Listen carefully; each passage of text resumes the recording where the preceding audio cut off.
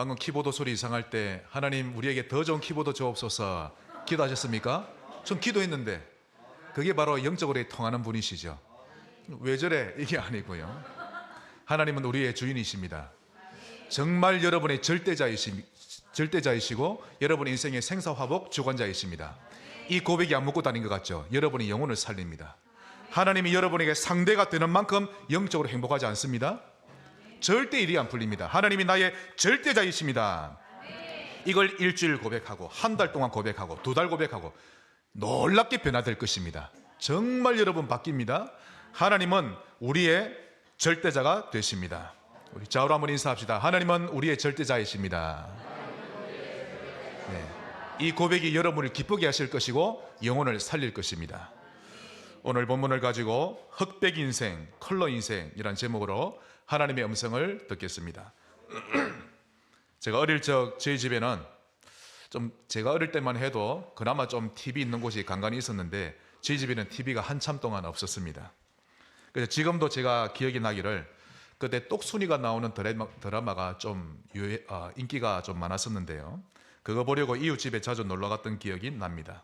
근데 그 집에 있는 TV도 컬러가 아니라 흑백인데요. 그것도 부러움의 대상이었고 TV 없는 집들은 저녁 먹고 나면 그 집 앞 마당에 있는 평상에 딱 모입니다.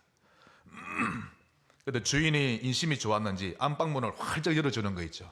그래서 마루에 앉아가지고 그 안방에 딱 들여다보고 재미나게 드라마를 보고 했던 그런 기억이 납니다. 그런데 흑백이다 보니까 뭐 배우들이 입고 있는 옷이 어떤 옷인지 정확하게는 알 수 없는 거 있죠.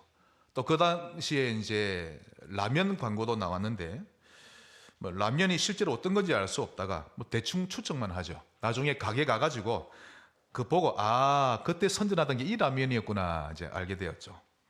색깔이 정확하지 않으니까 전부 다 흐리끼리하게 이렇게 검은색, 뭐 흰색밖에 없으니까요. 정확하게 알 수 없는 겁니다. 그러다가 몇 년 후에 컬러 TV가 나오기 시작했는데 정말 신기했습니다. 뭐 실제 모습 그대로 텔레비에 나오니까 보는 즉시 아는 거죠. 그래서 어릴 때 저의 1순위 기도 제목은 하나님 우리 집에도 텔레비전, 냉장고, 전화기가 있기를 원합니다. 진짜 그 기도했었습니다. 네, 집이 가난하다 보니까 가전제품을 제때 갖추지 못했었는데요. 전화기도 없었고 전화기는 웬만한 집에 다 있는데 전화기도 없었고 냉장고도 없어가지고 어머니는 아이스박스에 얼음을 딱 넣었다가 잘 쉬는 반찬을 거기 넣어놨다가 꺼냈다가 뭐 그렇게 하셨습니다. 제가 얼마나 기도했던지 하나님이 빨리 응답해 주셨는데 전화기와 냉장고를 거의 동시에 구입하도록 인도하신 거 있죠. 지금도 제가 머리로 이해 안 됩니다. 우리 집 돈이 없는데 이 냉장고와 전화기 2대 이걸 하나님이 주셨는데 빚낸 것도 아니고 어떻게 아버지가 사셨을까 지금도 의아합니다. 하나님 응답하셔서 TV도 주셨는데 아쉽지만 흑백 TV를 주시는 거 있죠. 그때는 집집마다 흑백을 컬러로 바꾸는 추세였는데 저희 집은 항상 늦었습니다. 하지만 감사하게도 거의 2년 만에 컬러로 하나님이 바꿔주시는 거 있죠. 우리 사람의 인생도 흑백 인생이 있고 컬러 인생이 있습니다. 이 둘 차이가 엄청납니다. 오늘 어떻게 이 두 인생이 다른지 하나님의 음성을 들으시기를 주의 이름으로 축복합니다. 첫째로 흑백 인생입니다. 흑백 인생이란 먼저 본질을 놓친 인생입니다. 사실 본질 놓쳤다는 말은 모든 것을 다 놓친 거죠. 본질 놓친 인생이라 이 말은 사는 이유가 없다는 뜻입니다. 요즘 학생들이 학교 다니랴 학원 다니랴 뭐 놀 시간은 없고 늘 공부한다고 수고 많이 하죠.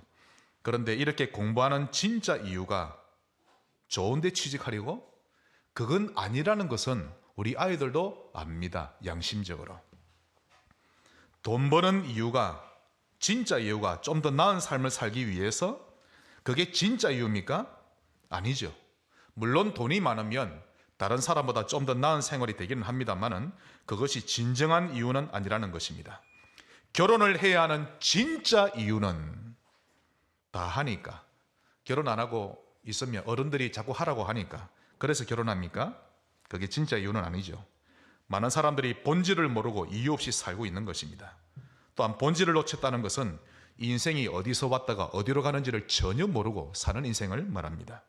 그러니 육신적인 것만 알 뿐 영적인 것은 하나도 모른 채 껍데기만 추구하며 살고 있는데 이것을 흑백 인생이라고 하는 것입니다. 뚜렷하지 않은 것이죠. 또 흑백 인생이란 두 번째로 내 인생은 내가 주도하며 사는 것이다 라고 주장하는 것입니다. 그러니 하나님도 부모도 내게 더 이상 간섭하지 말라라고 하는 것입니다. 이건 창세기 3장에서 사단이 하와를 꼬드긴 전략이죠. 뭐라고 했습니까? 인생이라는 것은 자기가 알아서 살고 자기가 알아서 펼쳐나가는 것이지 하나님이라고 해서 부모라고 해서 참견하고 간섭하는 것은 아니다라고 주장하는데요. 이 논리로 사람들의 마음을 완전히 장악해버린 것입니다. 여러분 절대 아닙니다. 여러분 인생에 여러분이 알아서 사는 게 아닙니다. 하나님의 말씀에 입각해서 살아야 합니다. 하나님은 절대자시죠. 그런데 이 사단의 속임수가 얼마나 달콤한지 삽시간에 이 논리로 사람의 마음을 장악해버린 것입니다. 특히 젊은이들의 마음을 완전히 사로잡았죠. 그래서 기독 청년들도 거의 이런 사상입니다. 내가 알아서 합니다 이렇게 하죠. 그러다 보니 그런 사상이 성경보다 더 강력한 진리로 이제 받아들여지는 것입니다. 그래서 갈수록 전혀 지도를 받지 않으려 하고 자기가 하고 싶은 대로 하면서 살려고 합니다. 이것이 흑백 인생으로 가는 시작인데 이걸 젊은이들이 모르는 것입니다. 평소에 신앙생활 좀 잘하는 것처럼 보이던 어떤 여자 청년이 있었는데요. 어느 날 복음도 없고 제대로 살지 못하는 좀 이상한 남자를 데리고 와서는 결혼하겠다고 합니다. 그러자 그녀의 집에서는 난리 났죠. 반대하고 한 번 더 생각해보라. 너 왜 그러냐? 그러자 그녀는 내 인생은 내가 사는 건데 아빠 엄마가 왜 반대하냐면서 그리고는 결국 화를 내고 집을 나갔는데 그 뒤로 남자와 동거하기 시작했습니다. 이후에 살아가면서 불화가 끊이지를 않더니 결국에는 헤어졌습니다. 사실 그녀의 깊은 중심 속에는 이런 삶은 아닌데 라고 그런 중심은 있음에도 불구하고 내 인생은 내가 알아서 하는 거다라는 사상이 너무 오랫동안 길들여져 있다 보니까 중요한 순간에 결정적인 순간에 그 사상을 따라가 버렸던 것입니다. 성경은 분명히 말씀하십니다. 잠언 1장 7절 여호와를 경외하는 것이 지식의 근본이거늘 미련한 자는 지혜와 훈계를 멸시하느니라. 자, 여호와를 경외할 줄 알아야 한다고 말씀하시는데 하나님을 경외하라 이 말은요 하나님의 말씀과 훈계를 들을 줄 알아야 한다는 뜻이 내포되어 있는 것입니다. 오늘 이 말씀 앞에 100% 무릎을 딱 꿇으시기 바랍니다. 정말 그렇게 하세요. 그때 인생이 풀립니다. 그러면서 8절에 내 아들아 너의 아비의 훈계를 들으며 너의 어미의 법을 떠나지 말라. 자, 이게 하나님 말씀입니까? 아니면 좋은 문구입니까? 하나님 말씀이죠? 내 아들아 너의 부모의 훈계를 들으며 그 법을 떠나지 말라. 우리는 누구의 간섭도 받지 않고 내가 알아서 살아가는 것이 아니라 하나님 아버지의 지도를 받으며 살아갈 줄 알아야 하고 또 부모나 어른의 지혜와 지도를 받으면서 살아갈 줄 알아야 하는 것이 인생의 원리다라고 하나님이 말씀하고 있는 것입니다.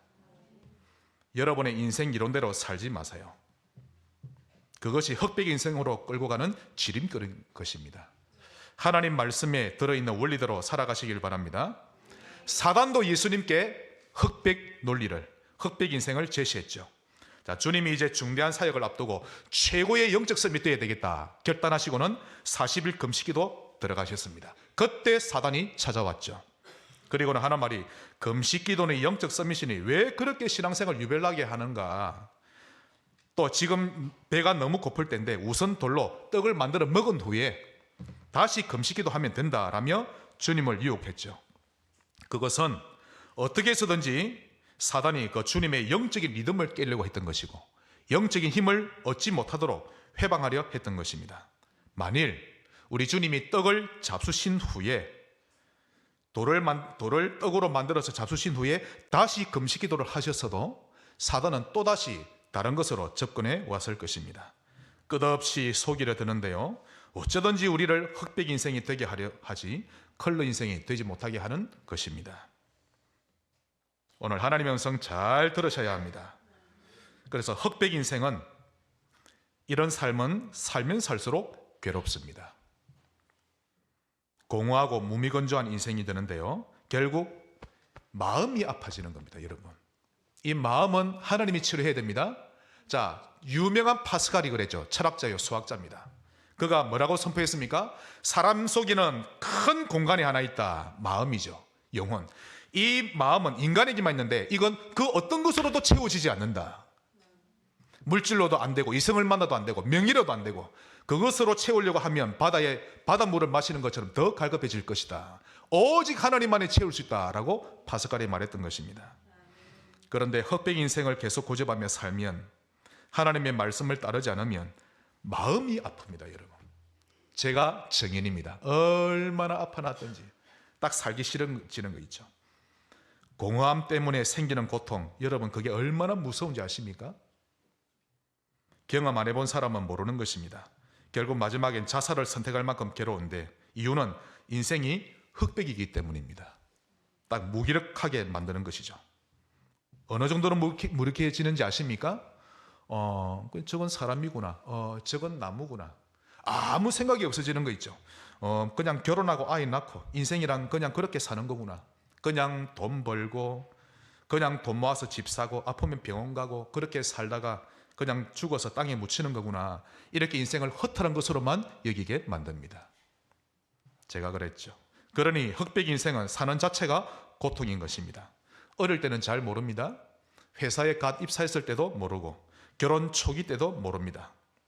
무당도 내린굿 받은 지 얼마 안 된 초짜 때 정말 모릅니다. 하지만 시간이 지나고 인생을 살면 살수록 그 인생의 짐이 계속 무거워지기 시작하는데요. 갈수록 인생이 흑백으로 보이기 시작하는 것입니다. 그때부터는 사는 것도 재미없고 노는 것도 재미없고 자식도 어릴 때야 이쁘다고 보이지만 갈수록 커갈수록 말도 안 듣고 하면 자식 때문에 머리가 아파지는 것이고 그때부터 부모들도 방황을 하게 되는 것입니다. 자, 흑백 인생의 증인들을 보겠습니다. 첫째, 나만 장군. 열왕기하 5장 1절에 잘 나옵니다. 아람 왕의 군대 장관 나아만은 그의 주인 앞에서, 즉 왕 앞에서 크고 존귀한 자니 이는 여호와께서 전에 그에게 아람을 구원하게 하셨습니다. 나라를 구한 장군입니다. 그는 큰 용사이나 나병 환자였더라. 그 당시 아람 나라는요, 지금의 미국처럼 굉장한 강대국이었습니다. 그런 나라의 군대 장관이었으니 그 명예는 대단했죠. 그러면 뭐합니까? 실상은 문둥병자인데요. 겉으로 보면 위대하고 대단해 보이지만 실상은 살이 문드러지고 썩어져가는 고통을 겪고 있었던 것입니다. 갑옷을 벗을 때마다 살점이 떨어져 나가고 진물이 흐르고 했을 것인데 사랑하는 가족들과 함께 있지도 못하고 따로 떨어져 생활을 했을 것입니다. 남모를 고통 속에 있는 흑백 인생이었죠. 두 번째, 혈루증 여인입니다. 마가복음 5장 25절 26절. 12해를 혈루증으로 앓은 한 여자가 있어 많은 의사에게 많은 괴로움을 받았고 가진 것도 다 허비하였으되 아무 효험이 없고 도리어 더 중하여졌던 차에 한 번 피가 흐르기 시작하면 멈추질 않는 것이 혈루증인데 그것을 12년째 앓는 중이었습니다. 그래서 늘 그녀의 삶은 가다가 넘어지거나 찔리면요 계속 피가 납니다. 그 흐르는 피를 닦아내고 지혈하고 정상적인 일상이 안 되었을 것인데 아무리 많은 의사에게 가봐도 고침을 받지 못했고 그 정세는 더 위중해졌고요. 또 가지고 있던 돈도 다 써버려서 이제 가난뱅이까지 되어버린 여인입니다. 아무런 소망이 없는 정말 불쌍한 흑백 인생이었죠. 세 번째, 삭개오. 누가복음 19장 1, 2절.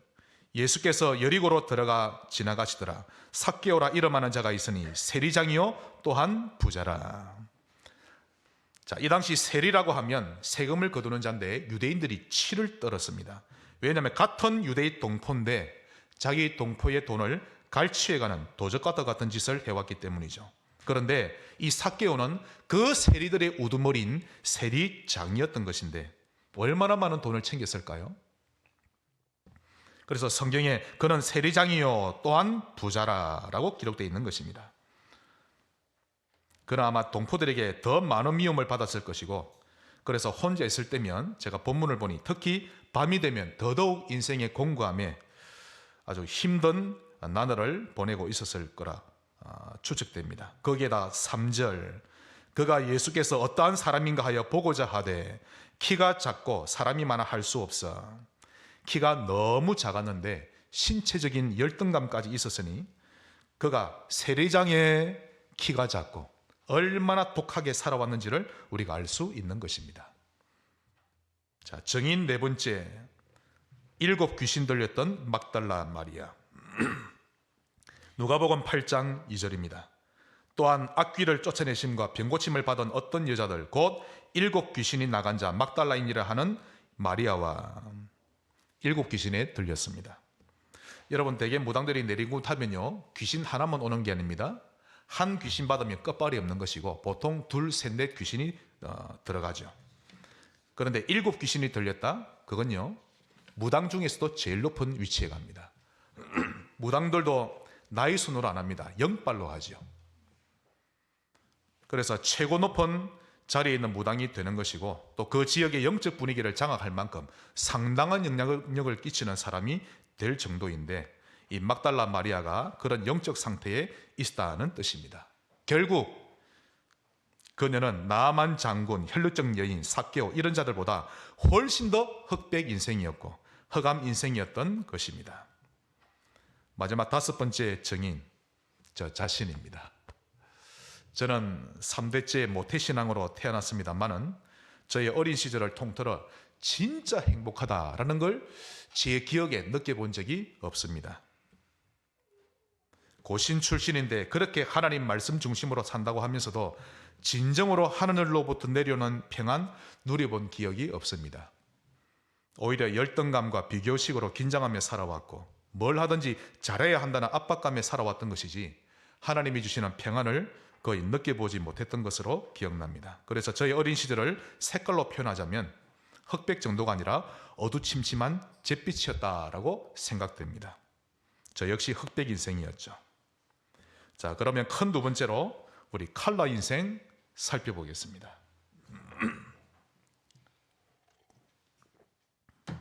이런 우리 인생을 하나님은 내버려 두지 않으셨는데 하늘 영광 버리고 인간의 모습으로 오셔서 십자가에서 처형당하심으로 말미암아 우리가 짊어질 운명 사주팔자 모든 고통을 친히 담당하셨고 모든 근본 문제 해결 다 해놓으셨습니다.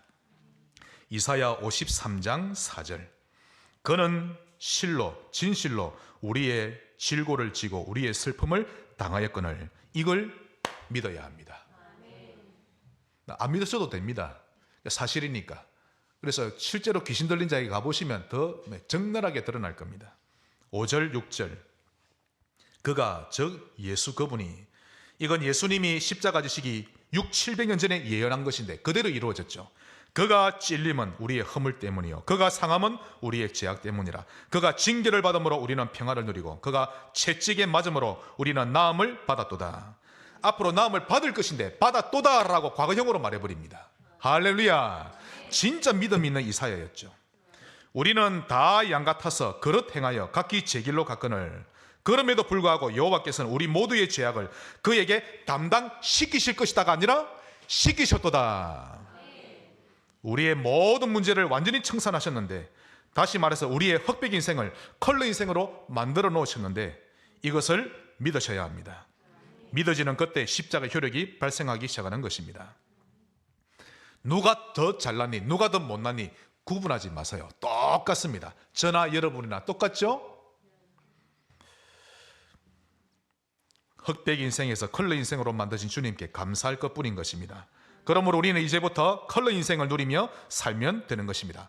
컬러 인생이 무엇입니까? 흑백에서 빠져나온 인생입니다. 뚜렷하게 보이는 인생이요 밝은 인생을 말하는 것입니다. 그럼 컬러 인생이 무엇입니까? 첫 번째로 믿음의 인생입니다. 한번 따라합시다. 믿음. 반드시 믿음이 들어가야 합니다. 한 번 더 따라합시다. 믿음. 100% 믿으세요. 하나님을 절대자로 믿으시면 됩니다. 정말 믿으셔야 합니다. 아니요, 인정하고 믿으셔야 합니다. 히브리서 11장 1절, 믿음이란 바라는 것들의 실상이요 보이지 않는 것들의 증거니. 하나님이 믿어지면 믿어질수록 여러분의 영적인 눈이, 영 안의 시력이 좋아지는 것인데, 바라는 것이 실상으로 보이고 보지 못했지만 믿고 나아가니 증거를 얻게 되는 것입니다. 예수님이 분명히 말씀하셨습니다. 내 믿음대로 될지어다. 너의 믿음이 너를 구원하였느니라. 우리에게 믿음이 있는 만큼 하나님을 체험한다는 뜻이지요. 마태복음 9장 29절, 이건 소경 바디메오에게 말씀하셨는데요. 이에 예수께서 그들의 눈을 맞으시며 이르시되 너희 믿음대로 되라 하시니 그때 바디메오의 눈이 뜨여진 것입니다. 마태복음 15장 28절, 이건 수로보니게 여인에게 하신 말씀이죠. 이에 예수께서 대답하여 이르시되 여자여 너희의 믿음이 크도다, 내 소원대로 되리라 하시니 그때부터 그의 딸이 나으니라. 부모에게 믿음이 있으면 자식을 구원합니다. 자녀 때문에 고민하지 말고 부모님 믿음부터 회복하셔야 합니다. 누가복음 8장 48절, 이건 오늘 혈루증 여인에게 말씀하신 거죠. 예수께서 이르시되 딸아 너의 믿음이 너를 구원하였으니 평안히 가라 하시더라. 그렇다면 이런 믿음은 어떻게 하면 얻을 수 있습니까? 분명히 그 길을 말씀해 주셨습니다. 로마서 10장 17절, 다 같이 읽으십시다. 시작. 그러므로 믿음은 들음에서 나며 들음은 그리스도의 말씀으로 말미암았느니라. 그리스도의 말씀 복음을 계속 들으면 믿음이 생깁니다. 말씀을 듣고 읽고 하면 되는데 믿음이 이렇게 해야 생기는 것이죠. 믿음으로 사는 인생이 컬러 인생입니다. 그 말은 뚜렷하게 하나님이 보입니다. 하나님이 상대가 되면 안 보입니다. 기도에도 응답이 잘 없어요. 하나님을 정말 100% 믿으면 하나님이 보이기 시작하는 것입니다. 두 번째, 컬러 인생이란 소망이 있는 인생입니다. 우리 하나님은 소망의 하나님이십니다. 그러므로 하나님을 제대로 믿고 사는 자에게는 기쁨과 평안이 임하게 되어 있는 것입니다. 절대를 누릴 때 평안과 기쁨 옵니다. 상대적으로 믿고 신앙생활을 하면 평안 안 옵니다. 신기합니다, 여러분. 로마서 15장 13절, 소망의 하나님이 모든 기쁨과 평강을 보세요. 이 땅에 있는 모든 기쁨과 평강은 소망의 하나님께로부터 나옵니다. 소망의 하나님이 모든 기쁨과 평강을 믿음 안에서 너희에게 충만하게 하사 성령의 능력으로 소망이 넘치게 하시기를 원하노라. 지금 그 사람에게, 또 이 사람에게 평안과 소망이 어느 정도 있느냐가 그 사람의 믿음이 어느 정도인지를 가늠하는 척도가 됩니다. 여러분에게 지금 평안이 없다, 진짜 믿음과 소망이 없다는 뜻입니다. 회복하세요. 결혼할 때, 배우자를 고를 때 이걸 기준으로 삼아도 됩니다. 정확할 겁니다. 성격 좋은 사람과 결혼하려 하지 말고 믿음과 소망이 어느 정도 있는지를 보고 결정하셔야 합니다. 다시 말해서 컬러 인생과 결혼하라는 말이죠. 창세기 12장 3절, 너를 축복하는 자에게는 내가 복을 내리고 너를 저주하는 자에게는 내가 저주하리니 땅의 모든 족속이 너로 말미암아, 한번 따라합시다. 나로 말미암아, 나로 말미암아 천하 만민이 복을 얻을 것이라 하신지라. 하나님이 분명히 말씀하셨죠. 믿음은 바라는 것들의 실상이요 보이지 않는 것들의 증거니. 이것은 네가 바라는 것, 저 소망이 보일 만큼 믿어지냐라는 것인데, 그렇다, 나로 말미암아 237 나라와 5천 종족이 복을 얻을 것이다 라는 말씀을 소망으로 가지라는 것입니다. 이 사람이 컬러 인생입니다. 세 번째로, 컬러 인생이란 사랑하는 인생입니다. 믿음의 인생이요, 소망을 가진 인생이요, 사랑이 있는 인생, 사랑하는 인생입니다. 먼저 하나님을 사랑하는 인생인데요, 이런 인생이 최고의 컬러 인생입니다. 한 번 더 좌우로 인사합시다. 하나님을 사랑합시다. 하나님을 생각하면 너무 감사하고, 하나님 때문에 행복이 밀려오고, 하나님 때문에 소망이 있는 인생이라면 그는 하나님을 사랑하는 사람임이 분명합니다. 이런 사람이 행복 바이러스를 퍼뜨리고 다니는 사람이죠. 이런 사람 옆에는 있기만 하면, 있기만 해도 행복하고 기분이 좋은데, 여러분이 그런 신자 되시기를 주의 이름으로 축복합니다. 신명기 6장 5절, 너는 마음을 다하고 뜻을 다하고 힘을 다하여 너의 하나님 여호와를 사랑하라. 가짜가 아니라 진정으로 하나님을 사랑한다는 증거로 여러분의 마음을 다드리고, 뜻이 뭐죠? 여러분의 계획, 의지, 모든 계획과 뜻도 하나님께 다드리고. 예배를 갈까 말까 그거 아닙니다. 의논할 끝도 없죠. 전혀 의논할 게 없습니다. 진정으로 하나님 사랑한다면 여러분의 마음을 다드리고 뜻을 다하고 힘을 다해 섬기시길 바랍니다. 그러면 최고의 컬러 인생이 될 것입니다. 또 두 번째로 이웃을 사랑하는 인생이 컬러 인생인데요, 사람 낚는 어부 인생입니다. 마가복음 12장 31절. 이 땅에서 제일 큰 계명이 무엇입니까? 첫째는 하나님을 사랑하는 것이요, 둘째는 이것이니 내 이웃을 내 자신과 같이 사랑하라 하신 것이라. 이보다 더 큰 계명이 없느니라. 목사님, 2024년 어떻게 사는 것이 가장 잘 사는 인생입니까? 주님이 완벽한 해답을 주셨습니다. 사람을 살려내는 방향으로 살면 된다 하셨죠. 특히 원수까지도 사랑하라 하신 것입니다. 그러므로 하나님을 사랑하고 이웃을 사랑하며 사는 것은 이유가 발견된 인생입니다. 그래서 사랑하는 인생, 이 말은 이유가 발견된 인생입니다. 돈을 버는 이유가 여기에 있죠. 더 살아야 할 이유도 여기에 있는 것입니다. 결혼할 이유, 자식 낳을 이유, 돈 벌어야 할 이유, 성공해야 할 이유가 여기에 있는 것입니다. 이유가 발견되면 컬러 인생 됩니다. 할렐루야. 정말 복음이 발견되고 이유가 발견되는 것입니다. 자, 그러면 어떻게 하면 됩니까? 어떻게 하면 이런 컬러 인생이 되어집니까? 그것이 오늘 본론 큰 세 번째입니다. 예수님을 실제로 만나야 합니다.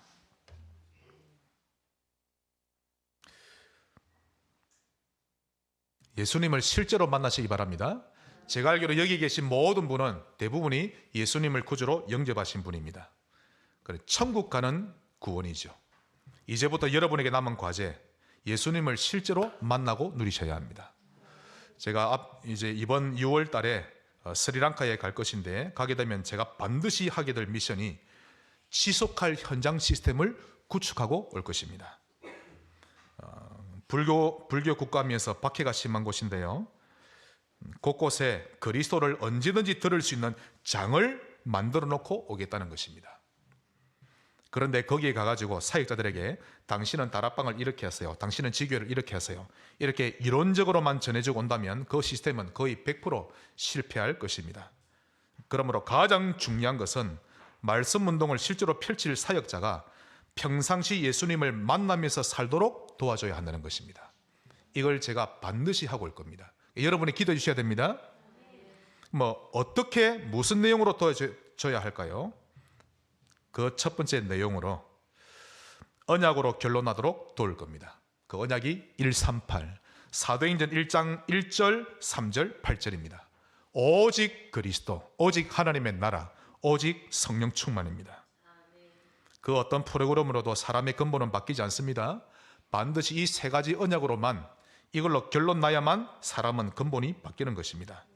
요한복음 19장 30절에 주님이 말씀하셨죠. 다 이루었다.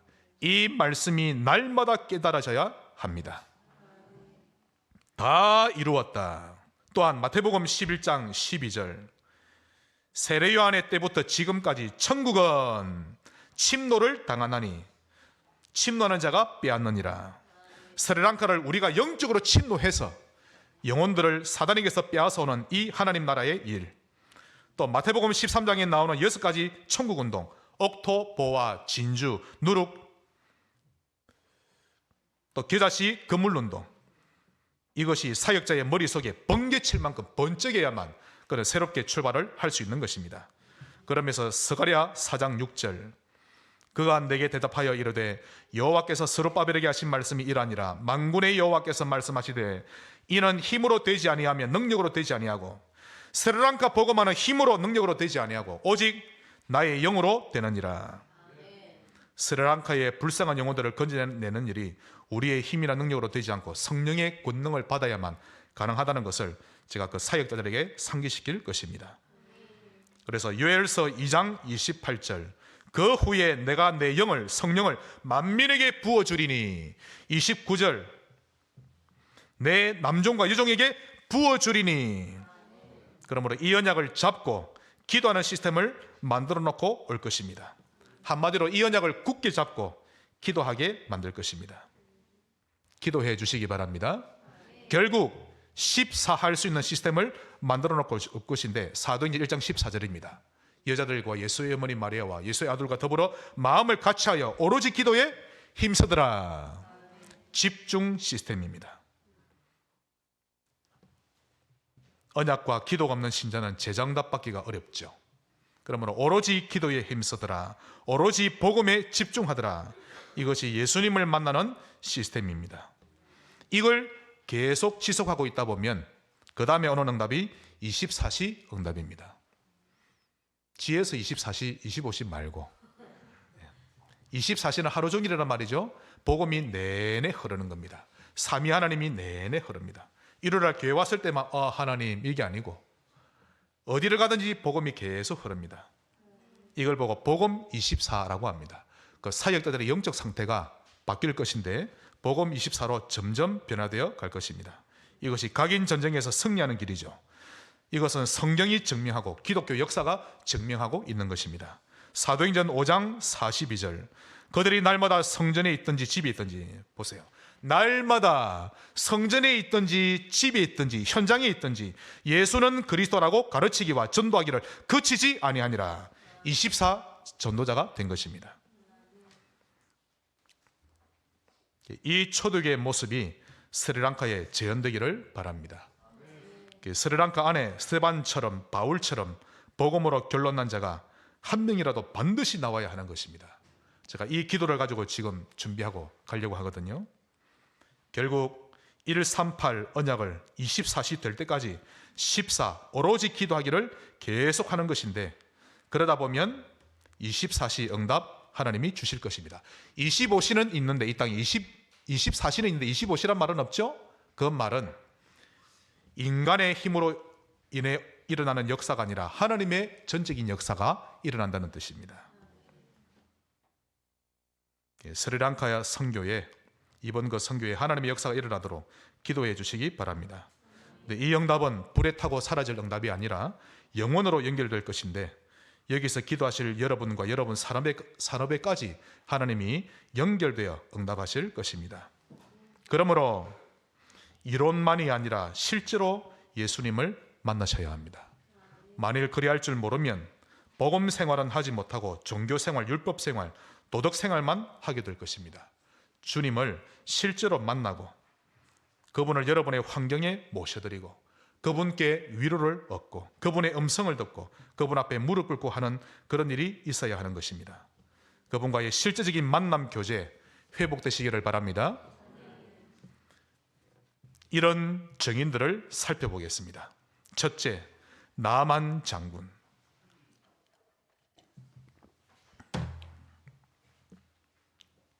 나만 장군이 노예 소녀 한 아이를 통해 소문을 들었죠. 저 이스라엘 땅에는 엘리사라는 선지자가 있는데 그가 당신의 병을 고칠 수 있나이다.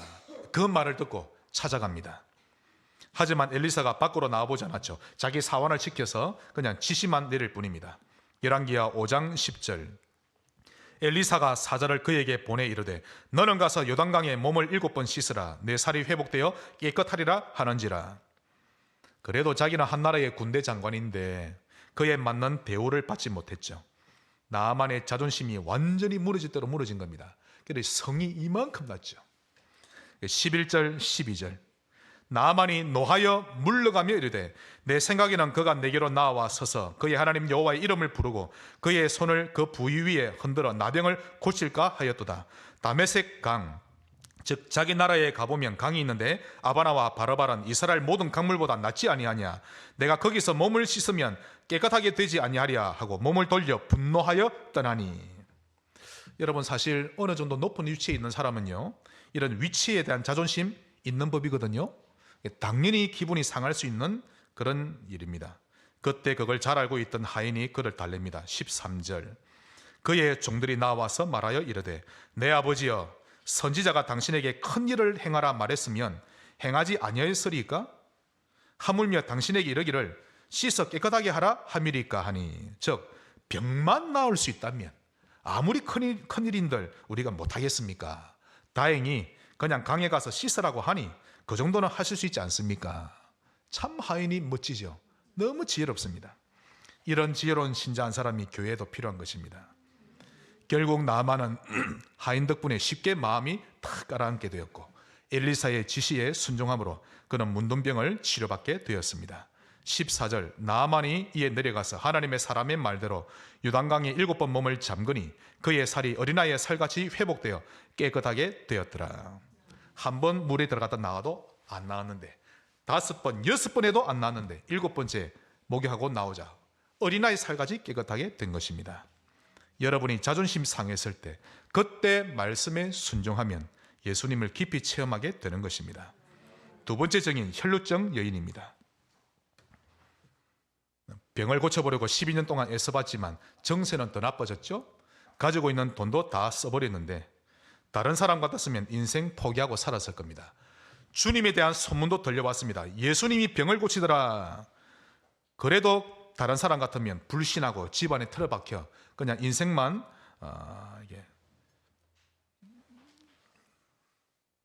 자기 인생을 한탄하며 살았을 것인데 그러나 그녀는 포기하지 않고 주님을 만나기 위해 집 밖을 나섰습니다. 마태복음 9장 20절로 21절 12의 동안이나 혈루증으로 앓는 여자가 예수의 뒤로 와서 그 겉옷가를 만지니 이는 제 마음에 그 겉옷만 만져도 구원을 받겠다 함이라. 자, 지금 예수님 소문을 듣고 너무 많은 사람이 모여들었습니다. 움직일 수도 없을 만큼 인산인해를 이루었는데요. 그때 사람들에게 밀려서 주님 몸에 손을 댄 자하고 믿음으로 주님 옷에 손을 대었던 그 여인의 마음이 같았겠습니까? 완전 다르죠. 결국 그녀는 믿음의 터치로 인해서 육신도 치료받고 영혼도 구원받게 되었습니다. 22절 예수께서 돌이켜 그를 보시며 이르시되 딸아 안심하라 너의 믿음이 너를 구원하였다 하시니 여자가 즉시 구원을 받으니라. 200도 안 되는 여러분 IQ 가지고 너무 계산하지 마세요. 하나님을 믿으시기 바랍니다. 주님을 믿으면 됩니다. 이게 실제입니다. 상대로 여기지 말고 절대로 믿으시면 끝납니다. 예수님을 추상적으로 여기거나 허상으로 여기지 말고 실제로 만나셔야 하는 것입니다. 세 번째 증인 삭개오. 흑백 인생이었는데 칼로로 바뀐 증인들입니다. 오늘 예수님이 이 골목을 지나가신다 소문이 들렸죠. 그때 키 작은 삭개오는 그 길가에 있는 뽕나무 위로 올라갑니다. 왜 그랬죠? 주님을 만나고 싶어서. 그만큼 영혼이 얼마나 갈급했는지를 알 수 있는 겁니다. 지금 사람들은 그를 향해 죄인 중에 괴수, 또 도적 중에 최고의 악질 도둑놈 이렇게 취급했는데 하지만 사실 그는 영적으로 갈급한 상태입니다. 지나온 삶을 후회하고 있었고 더 이상 나는 이런 삶을 살고 싶진 않다. 이런 심경의 변화까지 일어나고 있는 상태인데 그걸 주님이 알고 계셨던 것입니다. 그래서 지나가시다가 나무 위에 있는 삭개오를 올리다 보며 말씀하셨죠. 누가복음 19장 5절 예수께서 그곳에 이르사 쳐다보시고 이르시되 삭개오야 속히 내려오라 내가 오늘 너희 집에 유하여야 하겠다 하시니 이때 사람들이 수군거리기 시작합니다. 저 예수라는 자가 죄인의 집에 가려고 한다.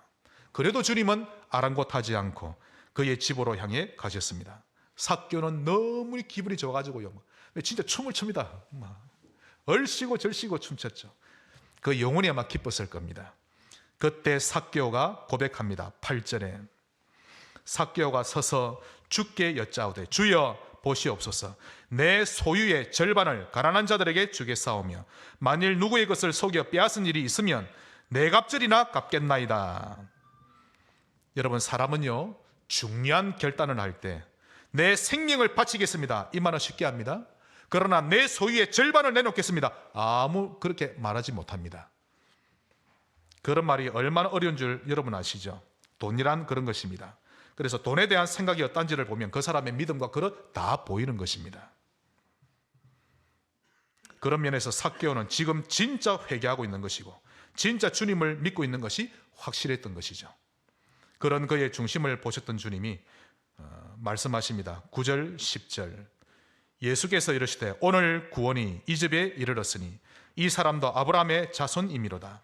인자가 온 것은 잃어버린 자를 찾아 구원하려 함이니라. 예수님을 만나실 때 삭개오처럼 만나시기를 바라고 여러분 인생의 최고의 전환점 되는 만남이 되시길 바랍니다. 여러분 경제 축복 받는 첫 번째 원리를 제가 말씀드립니다. 하나님을 절대자로 인정하세요. 여러분의 주인으로 삼으시길 바랍니다. 나의 자식도, 내 인생도, 나의 모든 돈도, 내가 가진 모든 재물도 전부 다 주인은 하나님이시다라고 출발하셔야 합니다. 그래야 하늘의 문이 열리는 것이지, 하나님이 상대가 되면 공중권세 잡은 자가, 만문이 역사하기 시작하는 것입니다. 네 번째 증인, 막달라 마리아, 마지막입니다. 그래서 이 여인 때문에 제가 오늘 이 마가복음 15장 본문을 잡았던 것이죠. 귀신 하나에만 들려도 인생이 파란만장해지는데 7 귀신에 들렸으니 그녀는 일생을 완전히 귀신 놀이개로 살다가 비참하게 죽을 운명이었는데요. 그랬던 그녀가 예수님을 만났고 그 자리에서 완전히 해방받았던 것입니다. 중요한 것은 그날 이후로 그녀는 자기의 삶을 100% 주님께 드렸습니다. 즉 지금까지 섬겨오던 모든 우상 섬기던 것 단숨에 청산해버렸고 주님이 가시는 여정을 함께 걸어가기 시작했던 것입니다. 오늘 여러분이 박수를 치실 분이 있습니다. 우리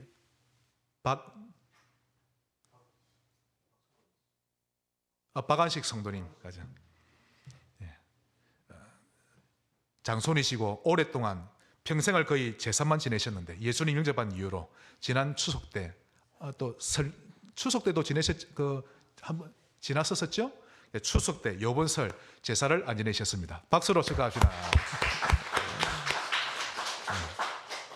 여러분 제사를 그것도 가문의 장손이 없애는 거 아무나 하는 거 아닙니다. 하나님이 정말 기뻐하셨을 겁니다. 이 막달라 마리아가 받은 응답을 받으시리라 확신합니다. 이 여인은 예수님을 믿는 순간부터 이제는 나의 삶을 하나님께 100% 드리겠습니다 하고는 모든 우상을 다 버렸죠. 정말 주님이 걸어가는 여정을 함께 했던 것입니다. 자, 누가복음 7장 37절 38절. 이 여인은 현재 예수님을 만나고 구원받은 이유입니다. 그 동네에 죄를 지은 한 여자가 있어 예수께서 바리새인의 집에 앉아 계심을 알고 향유 담은 옥합을 가지고 와서 예수의 뒤로 그 발 곁에 서서 울며 눈물로 그 발을 적시고 자기 머리털로 닦고 그 발에 입 맞추고 향유를 부으니 이 여인이 바로 막달라 마리아입니다. 요한복음 20장 1절, 그 다음부터 주님을 얼마나 사랑했는지. 20장 1절, 안식 후 첫날, 즉 주님이 돌아가신 지 3일째 되는 날, 첫날 일찍이 아직 어두울 때 막달라 마리아가 무덤에 와서 돌이 무덤에서 옮겨진 것을 보고, 지금 무덤 앞에 왔죠. 주님의 무덤에. 주님이 평소에 말씀하신 대로 혹시나 사흘 만에 부활하신다는 그 말씀이 맞을까 싶어서 가장 먼저 달려본 이가 그녀였습니다. 그만큼 다른 제자들보다 믿음이 더 있었고 주님을 사랑했던 것이죠. 결국 부활하신 주님을 가장 먼저 1등으로 만나는 영광을 누리게 됩니다. 요한복음 20장 11절로 16절. 마리아는 무덤 밖에 서서 울고 있더니 울면서 구부려 무덤 안을 들여다보니 흰옷 입은 두 천사가 예수의 시체에 누웠던 곳에 하나는 머리편에 하나는 발편에 앉았더라. 천사들이 이르되 여자여 어찌하여 우느냐. 이르되 사람들이 내 주님을 옮기다가 어디 두었는지 내가 알지 못함이니이다. 이 말을 하고 뒤로 돌이켜 예수께서 서 계신 것을 보았으나 예수이신 줄은 알지 못하더라. 예수께서 이르시되 여자여 어찌하여 울며 누구를 찾느냐. 주님은 지금 사랑스럽게 너무 이뻐서 말씀하고 계시죠. 하시니 마리아는 그가 동산직인 줄 알고 이르되 주여 당신이 옮겼거든 어디에 두었는지 내게 이르소서. 그리하면 내가 가져가리이다. 예수께서 마리아야 하시거늘 마리아가 돌이켜 히브리 말로 라보니 하니. 막달라 마리아 얼마나 기쁘겠습니까? 이 여인처럼 예수님을 온 맘 다해 사랑하시기를 바라고, 이론만이 아니라 그분을 실제로 깊이 만나며 교제할 줄 아는 그런 신자 되시기를 축원합니다. 말씀의 결론을 맺겠습니다. 만약 내가 복음을 몰랐더라면 내 인생은 어떻게 되었을까 생각해보는 한 주간 되시기 바랍니다. 제가 생각해 봤거든요. 내 삶에 하나님 개입이 없었다면 이건 상상할 수도 없는 일인데, 여러분이 예수님을 만나기 전과 이후에 대해서 생각해보고 정리해 보시기 바랍니다. 그러면 감사할 부분이 많이 나올 것인데 그런 감사한 제목도 정리해 보시기를 바랍니다. 흑백 인생에서 컬러 인생으로 불러주신 하나님께 감사하는 주간 되시기를 주 예수 이름으로 축원합니다. 하나님 감사합니다. 남은 인생을 그리스도의 증인으로, 구원받은 증인으로 살아가게 하옵소서. 예수 그리스도 이름으로 기도합나이다.